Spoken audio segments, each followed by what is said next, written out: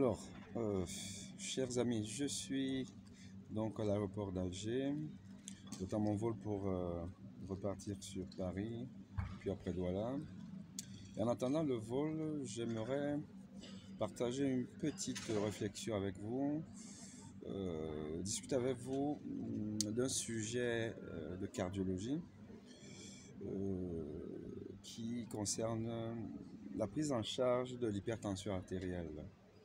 L'hypertension artérielle, comme vous le savez, c'est l'affection cardiovasculaire la plus fréquente dans le monde.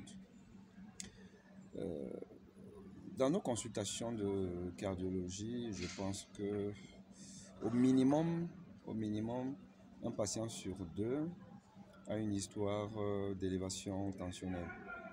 Donc nous devons prendre en charge ces patients, une prise en charge qui est finalement une prise en charge même de médecine générale, hein, parce qu'un médecin généraliste doit pouvoir à peu près correctement bien soigner l'hypertension artérielle, sauf si c'est compliqué. C'est compliqué parce que les chiffres tensionnels n'arrivent pas à être maîtrisés sous des médicaments simples. Il faut faire des combinaisons. Ça, c'est le cardiologue qui va pouvoir le faire. Ou alors, il y a déjà des complications parce que l'hypertension artérielle, c'est la maladie des artères du cœur, comme vous savez. Et donc, qui dit artère du cœur dit les tuyaux qui amènent le sang dans tout l'organisme. Et donc, chaque organe peut être atteint par les complications de l'hypertension artérielle.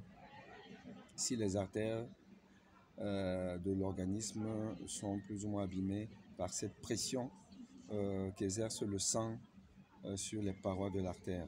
Donc on peut avoir une insuffisance rénale parce que les reins ne fonctionnent plus bien, puisqu'il y a des vaisseaux qui amènent le sang au niveau des reins. On peut avoir une insuffisance cardiaque parce que le sang qui amène, les tuyaux qui amènent le sang au niveau du muscle cardiaque peuvent aussi être abîmés et le muscle cardiaque va en souffrir. Et en plus, le cœur doit pomper contre une pression importante au niveau de l'aorte, donc ce gros tuyau, et le cœur peut se fatiguer et entraîner une insuffisance cardiaque.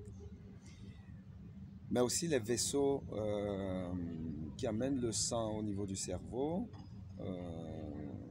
peuvent aussi être abîmés et encrassés, et on peut avoir une insuffisance de circulation du sang au niveau du cerveau,